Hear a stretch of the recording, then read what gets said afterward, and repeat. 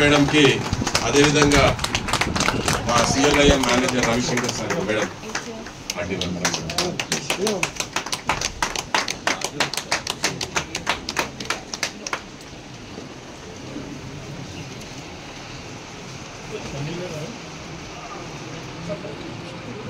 సమ్మిల్య గారు flower బొకేతో SD madam గారిని welcome చేయాల్సిందిగా కోరుతున్నాం.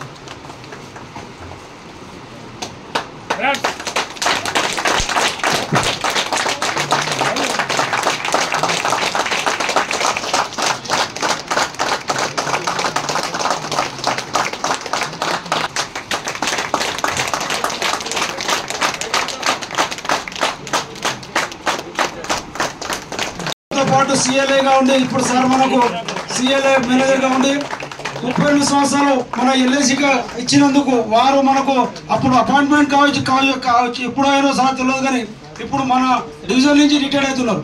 సార్ వచ్చినందుకు నేను ప్రత్యేకంగా సిడబ్ల్యూ హైదరాబాద్ నుంచి సిఎల్ఎస్ నుంచి నేను సార్కి స్వాగతం సుస్వాగతం పలుకుతాను.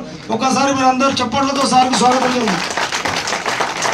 అలాగే మన సాయి ప్రసాద్ గారికి మన Chandrasekhar chief advisor of Liya సిబిటు మన సిడబ్ల్యూ హైదరాబాద్ డివిజన్ సార్కు హానరింగ్ చేయాలని కోరుతున్నాను. సపోర్ట్లతో సార్ రిటైర్ అవుతున్నాడు. ఇది మన సౌభాగ్యం సార్కి ఇక్కడ ఫెలిసిటేషన్ చేయడం. లీడర్స్ తర్వాత కొలీగ్స్ రవిశంకర్ గారు, తర్వాత మన సాయి ప్రసాద్ గారు, ఫయాజ్ గారు ఇక్కడ సిఎల్ఏ కురువృద్ధుడు అనుకోవాలి ఆయనని, ఫయాజ్ అహ్మద్ గారు. తర్వాత ఈరోజు అంటే మీ వాల్యుబుల్ టైంని గద్వాల్ నుంచి ఐజా నుంచి లేకపోతే ఇంకో దగ్గర నుంచి రావాలి అంటే ఎంత మార్నింగ్ బయలుదేరి ఉండాలి, ఫుల్ టైం అంటే మార్నింగ్ ఎర్లీ అవర్స్లో బయలుదేరి వస్తే తప్ప మీరు ఇక్కడికి రాలేరు. అంత టైంని ఇన్వెస్ట్ చేశారు. Investment, time is an investment. Invest చేసి వచ్చిన మీ అందరికీ, మా నెల్లూరు మిత్రులకు కానీ, తర్వాత మేడం విశాఖపట్నం తెలిసింది నాకు మేడంకి కానీ, తర్వాత సికింద్రాబాద్ నుంచి శంకరప్ప గారు వచ్చారు, శంకరప్ప గారికి కానీ, ఇంకెవరైనా బయట డివిజన్స్ వాళ్ళు ఉన్నారా? వీళ్ళు తప్ప మచిలీపట్నం, రాజమండ్రి. మరేమి నేను తెలియనట్లు కూర్చున్నారు? మీరు నాకు గుర్తు రావట్లేదు. నన్ను చూసారా మీరు? ఏ బ్రాంచ్? రూరల్ రాజమండ్రి. ఓకే, మా రాజమండ్రి మచిలీపట్నం మిత్రులందరికీ కూడా స్వాగతం సుస్వాగతం. సమీర్లా గారు మాట్లాడుతూ మేడం వాల్యుబుల్ టైము అని చెప్పారు, కానీ వాల్యుబుల్ టైమే, బట్ ఆ టైంని మీకోసం స్పెండ్ చేయడంలో ఉన్నంత అంటే వాల్యూకి తగ్గ ఈక్వేషన్ ఇంకొకటి అయితే లేదు డెఫినెట్గా. సో ప్రాపర్గా ఈ టైము నా వాల్యుబుల్ టైం యూటిలైజ్ అవుతుంది మీతో ఉండడంతో అని నేను నిజంగా I believe in that. And friends, ఆకలిస్తుందా? నేను ఎక్కువసేపు అయితే మాట్లాడను, బట్ కొన్ని పాయింట్స్ అయితే డెఫినెట్గా చెప్దాం అనుకుంటున్నాను. ఎందుకంటే సిడబ్ల్యూఏ హైదరాబాద్ డివిజన్ ఈ మీటింగ్ ఈరోజు చేయడం కాదు. నేను 2021లో CB2 బషీర్బాగ్కి చీఫ్ మేనేజర్గా 1 ఇయర్ పనిచేయడం జరిగింది. ఆ ముందు కూడా ఉందేమో నాకు తెలియదు, కానీ ఆ ఇయర్ అంటే నేను నా పర్సనల్ ఎక్స్పీరియన్స్ ఏంటంటే ఆ ఇయర్ నుంచి కూడా వీళ్ళు every quarterly CWA welfare association, it is a CLIA welfare association, ఈ మీటింగ్స్ దట్టు ఎడ్యుకేషన్ సెమినార్స్ అన్నది చాలా చాలా బిగ్ లెవెల్లో చేయడం జరుగుతూ వస్తుంది. ఎందుకంటే CB2 గురించి ఎందుకు చెప్తున్నానంటే, ఒకటి నేను వర్క్ చేశాను, 2 CB2 అంటే almost it is a CLIA branch. మా దగ్గర మిత్రులు అందరూ ఉన్నవాళ్ళు ఉన్నారు, ఇంకా చాలామంది రాలేదు కూడా. సో సిఎల్ఐఏ అంటే CB2, సిఎల్ఐఏ అంటే CB2 సిఎల్ఐఏ సన్నాయిదిలో అయ్యింది. మా నాగరాజు గారు కానీ ఫయాజ్ అన్నారు చిన్న పిల్లోడు అని చెప్పి. ఎస్, చిన్న పిల్లోడే, కానీ పర్ఫార్మెన్స్లో మాత్రం ఆకాశం అంతా. So Nagaraju, congratulations, keep going. తర్వాత ఫ్రెండ్స్, సో ఈ మీటింగ్ కోసం నన్ను ఇన్వైట్ చేయడం కోసం మొన్న మన వాళ్ళు వచ్చారు, సమీర్లా గారు, ధనంజయ గారు. నాకు వాళ్ళని మీటింగ్కి ఇన్వైట్ చేయడానికి రాగానే కోపం వచ్చేసింది. ఏంటంటే మీరు మంత్ ఎండ్లో పెడతారు, ఇంత బిజినెస్ టైము అందరినీ తీసుకొచ్చి కూర్చోబెడితే వాళ్ళు ఎప్పుడు ఫీల్డ్ యాక్టివిటీ చేస్తారు, మీరు ఇంకెప్పుడైనా పెట్టుకోవచ్చు కదా అని అడగడం జరిగింది. But friends, training is more important. ఎందుకంటే మీరందరూ ఒక దగ్గర, మీరని కాదు మేమైనా మాకైనా మీటింగ్స్ ఎందుకు పెడతారు, అందరం ఒక ప్లాట్ఫామ్ మీదకి వచ్చినప్పుడు సాధక బాధకాలు కానీ పర్ఫార్మెన్స్ మీరు ఎట్లా చేస్తున్నారు, మేము ఎట్లా చేస్తున్నాము, కొత్త విషయాలు ఏంటి, ఆపర్చునిటీస్ ఏంటి, ఒకళ్ళకొకళ్ళు షేర్ చేసుకుని ముందుకు వెళ్ళడానికి చాలా చాలా అవకాశం ఉంటుంది. నిజంగా మనం కనుక టైంని ప్రాపర్గా యూటిలైజ్ చేసుకుంటే ఈరోజు మీటింగ్లో మనం ఇన్వెస్ట్ చేసిన అంటే నేను మొన్న అయితే ఎందుకు టైం వేస్ట్ చేస్తున్నారు వాళ్ళ టైము అని అడిగాను మన వాళ్ళని. మంత్ ఎండ్లో 28వ తారీఖు మీరు మీటింగ్ పెట్టి ఫుల్ డే పోతుంది వాళ్ళకి, వాళ్ళు ఫీల్డ్ వర్క్ ఎప్పుడు చేస్తారు, ఎందుకు వేస్ట్ చేస్తున్నారు అని అడిగాను. బట్ మీరు కనుక ఈ ఇన్పుట్స్ని ప్రాపర్గా యూజ్ చేస్తే ఇది వేస్ట్ కాదు, ఇది ఇన్వెస్ట్మెంటే అని నేను గట్టిగా నమ్ముతున్నాను ఫ్రెండ్స్. తర్వాత హైదరాబాద్ డివిజన్కి వచ్చేటప్పటికి సిఎల్ఐఏ కాంట్రిబ్యూషన్, బిజినెస్కి కాంట్రిబ్యూషన్ లాస్ట్ ఇయర్లో ఎన్ఓపిలో 15% ఉండడం జరిగింది, ప్రీమియంలో 17% ఉండడం జరిగింది. ఆల్మోస్ట్ 200 మంది సిఎల్ఐఏ మిత్రులు ఉండి 2500 వరకు సూపర్ ఏజెంట్స్ ఉండి 15% అంటే ఎక్కువ తక్కువ, చాలా తక్కువ. సో నేను చెప్పేది ఏంటంటే ఒక నాగరాజునో, ఒక ధనంజయ ఆచార్య గారో, లేకపోతే ఒక పోలి నాయుడు గారో, లేకపోతే ఒక సుఖజీవన్ రెడ్డి గారో, లేకపోతే ఒక కృష్ణారావు గారో, లేకపోతే ఒక మల్లయ్య గారో పని చేస్తే అందరు చేసినట్లు కాదు. మనము సిఎల్ఐఏగా ఎన్రోల్ చేసుకున్నందుకు ఏదో ఎక్స్పెక్ట్ చేసే ఎన్రోల్ చేసుకుంటాంగా, లేకపోతే ఊరికే పక్కన పేరు రాసుకొని సిఎల్ఐఏ అని రాసుకుంటే doctor so and so doctor Sandhyarani FRCS London అని రాసుకున్నట్టు మనకి స్టేటస్ వస్తుందా? రాదు కదా. అది బిజినెస్ చేస్తేనే మనకు ఆ స్టేటస్ వస్తుంది ఫ్రెండ్స్. సో బిజినెస్ చేయాలి అంటే ఒక్కటే మంత్రం, రిక్రూట్మెంట్. రిక్రూట్ చేసి మీరు మీ గురువులు అంటే మీరు మిమ్మల్ని రిక్రూట్ చేసినప్పుడు మీ డెవలప్మెంట్ ఆఫీసర్ నుంచి ఏం ఎక్స్పెక్ట్ చేశారో అది మీరు మీ ఏజెంట్లకు కనుక, సూపర్ ఏజెంట్స్కి కనుక ఇవ్వగలిగితే మిమ్మల్ని ఆపేవాళ్ళు ఎవరూ లేరు.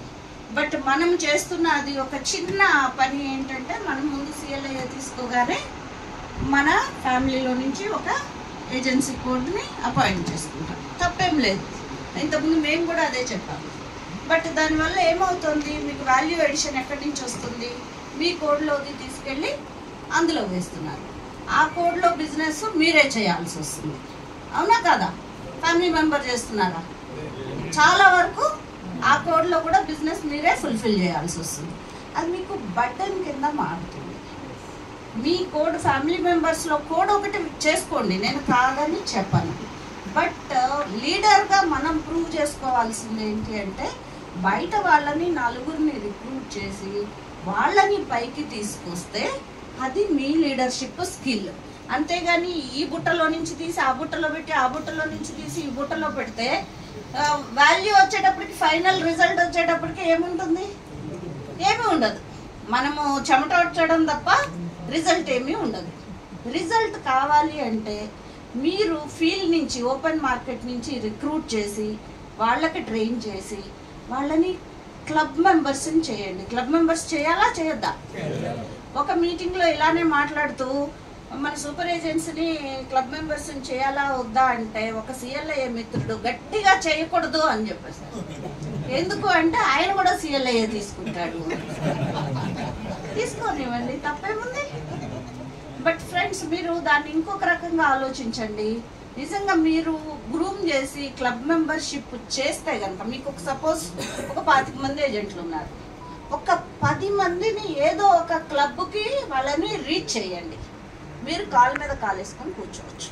ఇంకా మీరు పరిగెట్టనక్కర్లే, వాళ్ళు పరిగెడతారు. ఎందుకంటే ఒక్కసారి క్లబ్లోకి ఎంట్రీ వెళ్ళారు అంటే ఆ క్లబ్ నామ్స్ చేసుకుంటారు. ఆ బెనిఫిట్స్ తెలుస్తాయి కదా వాళ్ళకి. బెనిఫిట్స్ తెలిసినప్పుడు క్లబ్ మెంబర్షిప్ నిలబెట్టుకోవడం కోసం వాళ్ళ బిజినెస్ వాళ్ళకి చేసుకుంటారు. అంతవరకు బిజినెస్ గ్యారెంటీడ్ మీకు, అవునా కాదా? సో మనము ఫస్ట్ చేయవలసింది ముందు 5గురిని రిక్రూట్ చేసుకోవడము, T&M అలవెన్స్ తెచ్చుకోవడం ఒకటి. 2, మెల్లమెల్లగా టీముని పెంచుకుంటూ ఒకళ్ళొక్కళ్ళని ఏదో ఒక క్లబ్లోకి ఫిక్స్ చేయించాలి. ఫిక్స్ చేయిస్తే కనుక మీరు ఈ ఇన్యాక్టివ్ ఏజెంట్స్ అని, మీరు మేము చేస్తే తీయడం లేదు మేడం, మీరు చేయండి అని మాకు కూడా చెప్తారు. మేము చేస్తే మా ఏజెంట్లు ఫోన్లు తీయటం లేదు మేడం, మీరు ఒకసారి మాట్లాడండి మేడం అని చెప్పే సందర్భాలు కూడా ఉంటాయి. తప్పేం లేదు. ఒక్కసారి క్లబ్ మెంబర్ టేస్ట్ చూపించండి, మీరు వదిలేయండి ఇక వాళ్ళని. అది ఒక పాయింట్ నేను చెప్పదలుచుకున్నాను. తర్వాత ఇందులో మన దగ్గర గ్రూప్లో ఉత్సవ్ అంటే CLIS ఉత్సవాలు ఎంతమంది అమ్మారు, అంటే ఏజెంట్గా ఉత్సవ్ ఎంతమంది అమ్మారు? మీరు అందరు అమ్మారు. మీ టీంలో ఎంతమంది అమ్మారు? తక్కువ మంది. ఎందుకు? ఇందాక ఫయాజ్ గారు ఒక బ్యూటిఫుల్ పాయింట్ చెప్పారు. ఉత్సవ్ రెండు పాలసీలు చేస్తే, ఒకటి regular annuity, pension, survival benefit ఏదన్నా అనుకోండి, ఇంకొక పాలసీ ఫ్లెక్సీ బెనిఫిట్. మీ ఓన్ లైఫ్ల మీద ఎంతమంది తీసుకున్నారు? ఇంట్లో ఫ్యామిలీకి కానీ ఓన్ లైఫ్స్ మీద కానీ బాగుంటేనే తీసుకున్నాను కదా సార్, అంతే కదా. నేను కూడా చెప్తున్నాను, ఎందుకంటే నాకున్న లయబిలిటీస్, నాకున్న ఇన్కమ్కి నేను కూడా మా పిల్లలిద్దరికి కూడా చెరొక 5 లక్షల వరకు అయితే సమ్మేషన్ తీసుకున్నాను. 5 lakhs ఇస్ వెరీ స్మాల్. 50 తీసుకోవాలి. బట్ చెప్తున్నా కదా, హౌసింగ్ లోన్ 1 crore తీసుకున్నాం మొన్న. వచ్చిన సాలరీ మొత్తం దానికే పోతుంది. And monthly I'm paying 1 lakh insurance premium, నాకు కానీ మా పిల్లలకు కానీ అంతా కలిపి. సో అప్పటికి నా ఇది 5 lakhs. ముందు టు స్టార్ట్ విత్ ఏదో 50 ఎప్పుడో తీసుకుందాం అనుకుంటే అది కాస్త పుణ్యకాలం కాస్త అయిపోతుంది. So let me invest what ever it is. పెట్టాము. ఎందుకు పెట్టాము? నాకేమి ఎవ్రీ ఇయర్ మా పిల్లలకి ఇన్కమ్ అవసరం లేదు. బై గాడ్స్ గ్రేస్ నా శాలరీ నాకు వస్తుంది, మా హస్బెండ్తో వస్తుంది, పిల్లలు ఇంకొక 1-2 yearsలో వాళ్ళు సెటిల్ అవుతారు. సో నా ప్లాన్ ఏంటి అంటే ఎవ్రీ ఇయర్ వచ్చే ఇన్కమ్ని నేను ఫ్లెక్సీ ఆప్షన్లో పెట్టేసి ఉంచేస్తాను దాన్ని. అట్లా తీసుకోము, పిల్లల్ని కూడా తీసుకొని ఇవ్వను. అదేమవుతుంది మనకి? కాంపౌండ్ ఇంట్రెస్ట్ 5.5% కాంపౌండ్ ఇంట్రెస్ట్తోని అది అక్యుములేట్ అయిపోతూ ఉంటుంది. ఇంకా నేను వాళ్ళకేమి పొలాలు ఇళ్ళు కొననక్కర్లా, ఆ ఎస్టేట్ వాళ్ళకి వెళ్ళిపోతుంది. Yes or no? దానిలో ఏమన్నా మళ్ళీ ఇంకా ట్యాక్స్ పడుతుందా? లేదు కదా. ఆ ట్యాక్స్ పడకుండా మనం మేనేజ్ చేసుకొని పెట్టుకుంటాం కదా టర్మ్ అదంతా కూడా. సో ఫ్రెండ్స్, లీడర్గా మనం ఇంత స్మార్ట్గా ఆలోచించాలి. మీరు ఫస్ట్ తీసుకొని వాళ్ళు ఎవరైనా ఉంటే మీ ఫ్యామిలీలో మీకు మీ చైల్డ్కి పర్టికులర్గా గర్ల్ చైల్డ్ ఉంటే డెఫినెట్గా మీరు 5 lakhs మినిమమ్. మీరంతా రిచ్ పీపుల్, నాకు తెలుసు, మీరంతా కోటీశ్వర్లు. మీరు 5 lakhs మాట్లాడకూడదు. మీరు సార్ అన్నట్లు 50 లక్షలు, 1 కోటి రూపాయలు మీరు మాట్లాడాలి. మీరంతా కూడా డెఫినెట్గా ఇమ్మీడియట్గా consider taking Jeevan Utsav policy with flexi option. దానిలో అడ్మినిస్ట్రేటివ్ ఇష్యూస్ తెలుసు కదా మీకు. ప్రపోజల్ నింపేటప్పుడు ఫస్ట్ ఫ్లెక్సీ ఆప్షనే పెట్టండి. లేదు అనుకున్నప్పుడు కళ్ళు మూసుకొని జీవన్ ఉత్సవ్ పాలసీ ఇవ్వండి. ఆయనకి లంసమ్ బెనిఫిట్ కావాలి అంటే ఉంచండి. లేదు ఆయనకి ఎవ్రీ ఇయర్ కావాలి అంటే 75% విత్డ్రా చేసుకోండి. లోన్ తీసుకోవాల్సిన అవసరం పడుతుందా ఉత్సవంలో? మనం అప్పు పాలవ్వాల్సిన అవసరం ఉండదు. ఎందుకంటే ఎవ్రీ ఇయర్ అవసరం లేదు. ఒక 4 ఏళ్ల తర్వాత రిక్వైర్మెంట్ వచ్చింది. నేనేం చేస్తాను, జనరల్లీ అదర్ పాలసీస్లో లోన్ తీసుకుంటాను, లోన్ ఇంట్రెస్ట్ కడతాను. అవునా? ఈ పాలసీలో ఏంటి, ఆ 4 ఏళ్ళు నేను LIC దగ్గర ఉంచుతాను, నాకు 5.5% కాంపౌండ్ ఇంట్రెస్ట్ వస్తుంది. నాకు లోన్ లాగా అవసరం పడినప్పుడు నేను లోన్కి వెళ్ళను వేరే పాలసీ మీద. దీనిలో 75% అక్యుములేషన్స్లో నుంచి విత్డ్రా చేసుకుంటాను. దాని మీద ఇంట్రెస్ట్ కట్టాలా? అక్కర్లేదు. సో నాకు లోన్ అన్నా బాధ లేదు. సో దీన్ని మీరు ఎన్ని రకాలుగా తిప్పి చెప్పాలి అంటే అన్ని రకాలుగా చెప్పొచ్చు. ఒక్కటి గుర్తుపెట్టుకోండి, 6 months ముందు మళ్ళీ కస్టమర్ ఇంకొకసారి ఆప్షన్ ఎక్సర్సైజ్ చేయాల్సి ఉంటుంది. మీరు అది కంపల్సరీ గుర్తుపెట్టుకొని కస్టమర్ దగ్గర నుంచి ఆప్షన్ ఫామ్ తెప్పించి ఇవ్వండి. ఫ్లెక్సీ పెడితే ఏంటి అంటే ఎవ్రీ ఇయర్ కావాలన్నా కూడా 75% తీసుకోవచ్చు. ఒక్కసారి ఆప్షన్ 1 రెగ్యులర్ ఇన్కమ్ బెనిఫిట్ పెట్టారు అంటే కాంపౌండ్ బెనిఫిట్ రాదు. సో మీరు కస్టమర్కి ఇవన్నీ మీరు చెప్పనక్కర్లా, కస్టమర్ బదులు మన బుర్ర మనం వాడి కస్టమర్కి హెల్ప్ చేయాలి. That is the beauty of Utsav plan. Club membership చెప్పాను. మీ అందరూ కూడా అంటే ఇప్పుడు కొత్తగా ఎన్రోల్మెంట్కి అప్లికేషన్స్ ఇచ్చిన వాళ్ళు ఉన్నారా? ఇందులో ఎవరైనా ఉన్నారా? Okay, good. Welcome to CLIA family. మీకు కూడా మంచి డెసిషన్ తీసుకున్నారు. ఎక్కడ కూడా మీరు వెనక్కి తిరిగి చూడొద్దు. ఈ రోజు నుంచి మీరు స్టార్ట్ వర్కింగ్ ఆన్ దట్. తర్వాత ఇంకొకటి ఫ్రెండ్స్, ఈ ఇయర్ MD చాలా మనం అమ్మిన జీవన్శ్రీ పాలసీ, మనం అమ్మిన అదర్ పాలసీ, ముందు ఆ కస్టమర్స్ని మనము ట్యాప్ చేయడానికి ట్రై చేయండి. ఆ కస్టమర్ని వదిలేయొద్దు. కస్టమర్తో మీరు కాంటాక్ట్లో ఉండండి. అప్పుడప్పుడు ఫోన్ చేసి పలకరించండి. ఎందుకంటే కస్టమర్కి సర్వీసింగ్ ఫెసిలిటేట్ చేయడం కోసం సో మెనీ డిజిటల్ మెథడ్స్ వచ్చేసాయి. నెఫ్ట్ ఉంటే డిశ్చార్జ్ అక్కర్లేదు, బాండ్ అక్కర్లేదు, పే చేసేసేయచ్చు. That is what customer is expecting. But ఆ ప్రాసెస్లో మన కస్టమర్ దూరం అయిపోతున్నాడు. ఏజెంట్కి కస్టమర్కి మధ్య గ్యాప్ పెరుగుతుంది. ఆ పెరిగే గ్యాప్ని ఆ అమౌంట్ పోతుందిలే, అవసరమైతే ఆయన ఏదో ఆన్లైన్ చేసుకుంటాడులే, మనమేంటి ఇంకా వదిలేసేది, పాలసీ చేసేసాము, మన కమిషన్ మనకు వచ్చేస్తుంది, రాకపోయినా పర్వాలేదు అని వదిలేయద్దు ప్లీజ్. మనం ఒక కస్టమర్ని తెచ్చుకుంటే ఆ కస్టమర్ని లైఫ్ లాంగ్ మనతో కలిపి జర్నీ చేయించగలిగేటట్లు ఉంటేనే మనకి ఇన్సూరెన్స్ బిజినెస్లో బెనిఫిట్ వస్తుంది. లేకపోతే మీకు బర్డెన్ కింద తయారవుతుంది. అదొక్కటి మీరు ఆలోచించండి.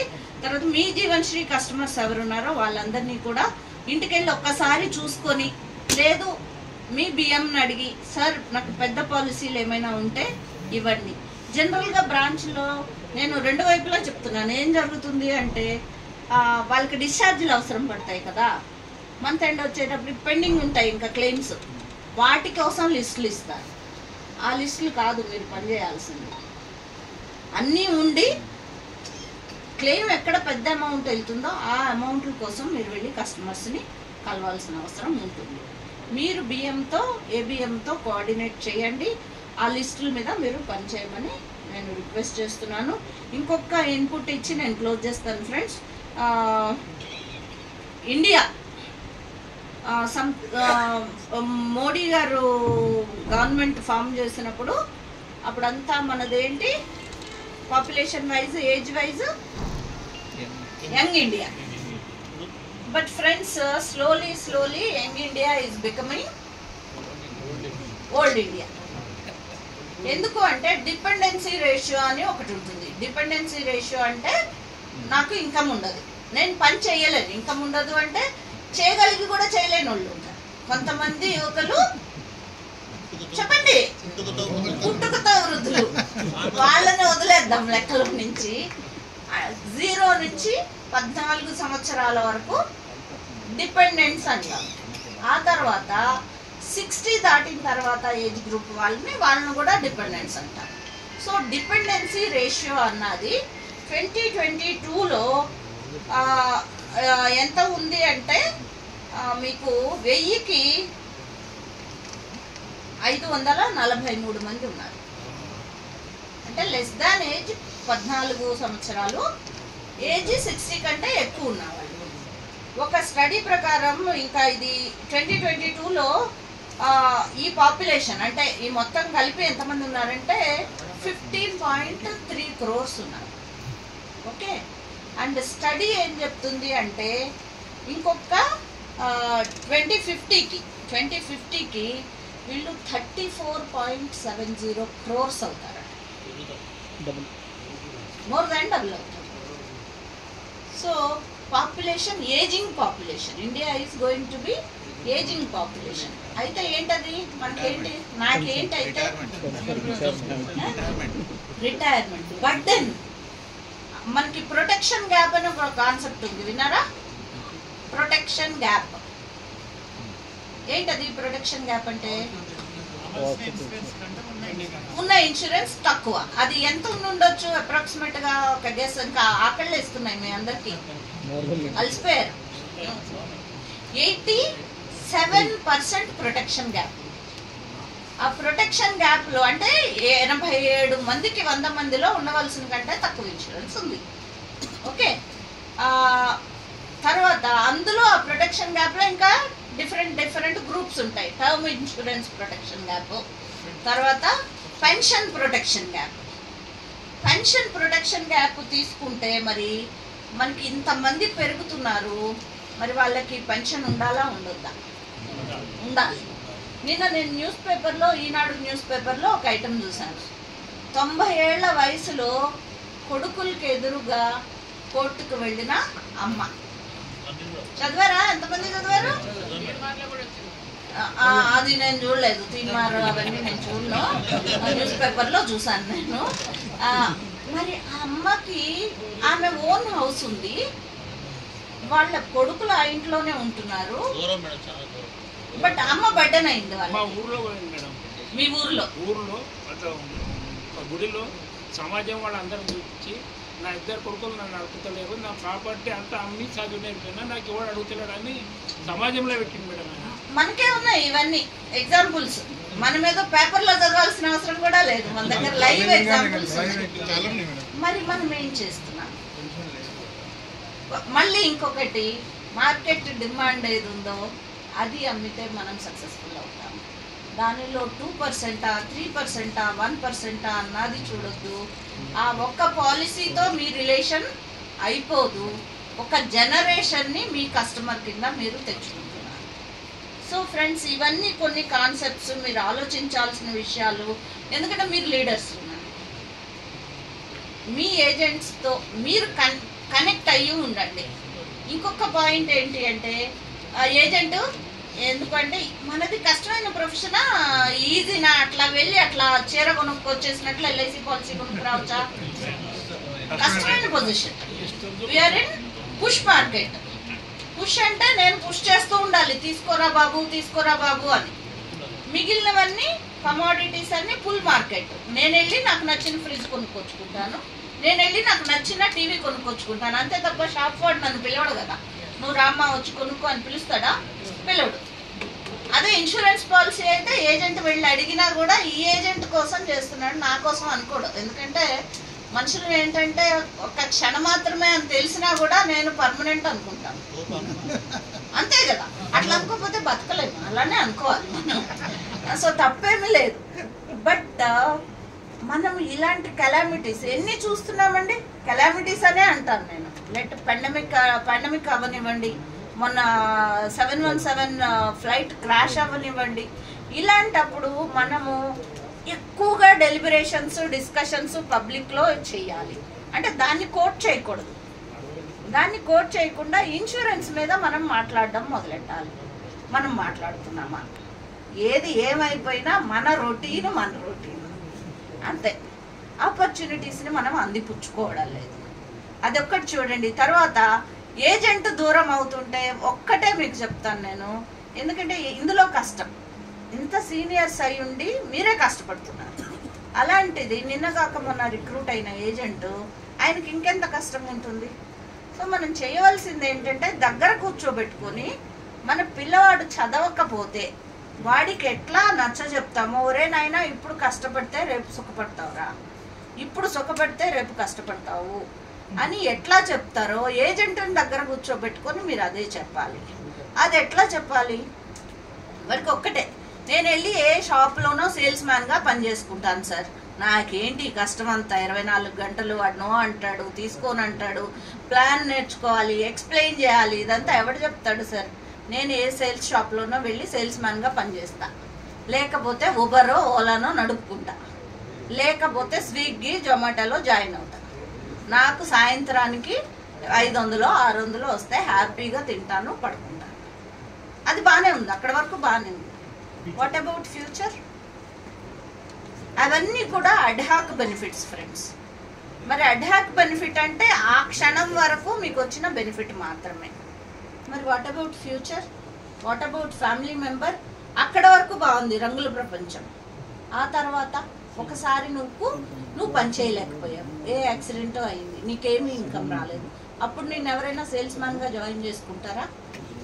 ఇక్కడ మీరు మన బెనిఫిట్ స్ట్రక్చర్, నీ గ్రాట్యుటీ, నీ మెడిక్లెయిమ్, నీ గ్రూప్ ఇన్సూరెన్స్, నీ టర్మ్ ఇన్సూరెన్స్, నీ అడ్వాన్సెస్, నీ ఎడ్యుకేషన్ అడ్వాన్స్, ఇంకేమున్నాయి, హౌసింగ్ లోను, ఇవన్నీ మీరు లిస్ట్ ఏకరు పెట్టి బాబు మీ హెరిడిటరీ కమిషన్, ఇవన్నీ నువ్వు ఇప్పుడు కష్టపడితే రేపు సుఖపెట్టేవి ఇవి నాయనా. దీనికోసం నువ్వు చేసుకోవాలి. ప్రస్తుతం నువ్వు చేయగలిగే ఏజ్లో ఉన్నావు, నీకు ఆ ఏజ్ ఉంది, కెపాసిటీ ఉంది, కష్టపడేది ఉంది.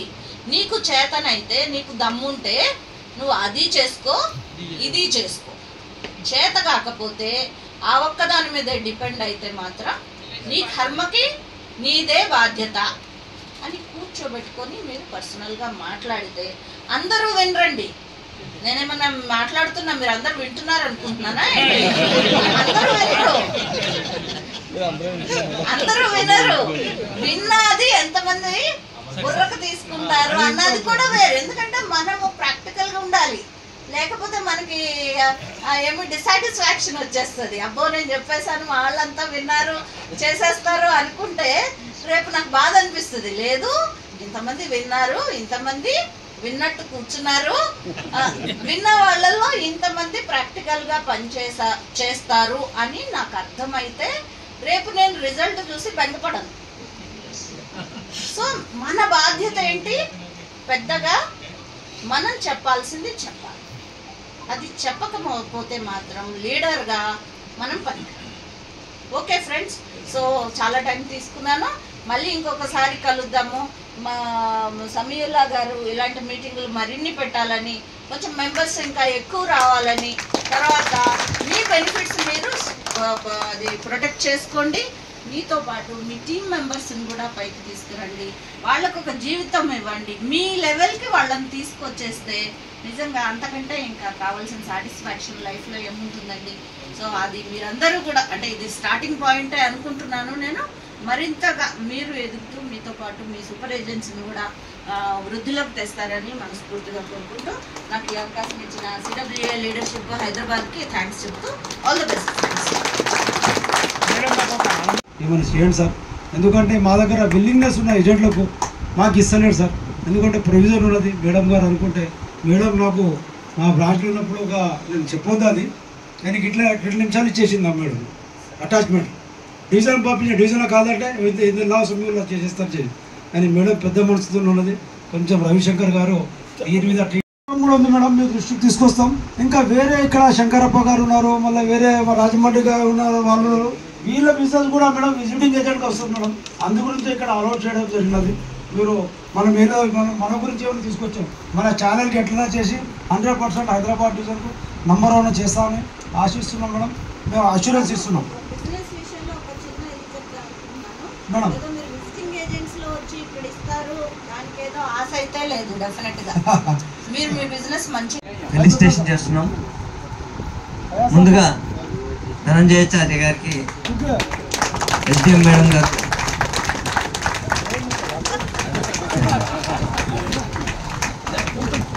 చప్పట్లు కొట్టండి.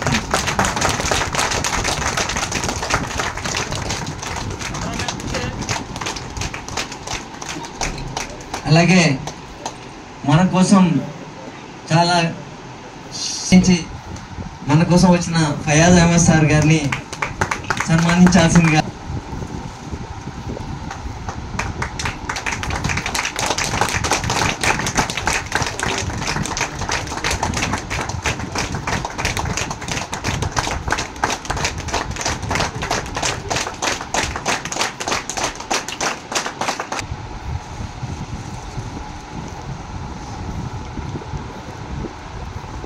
ఫ్రెండ్స్ చెప్పండి.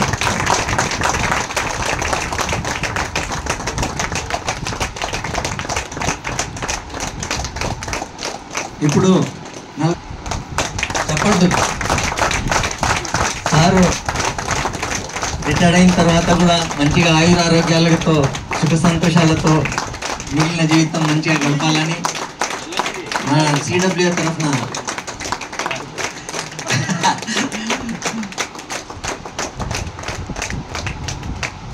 చేస్తాం మేడం.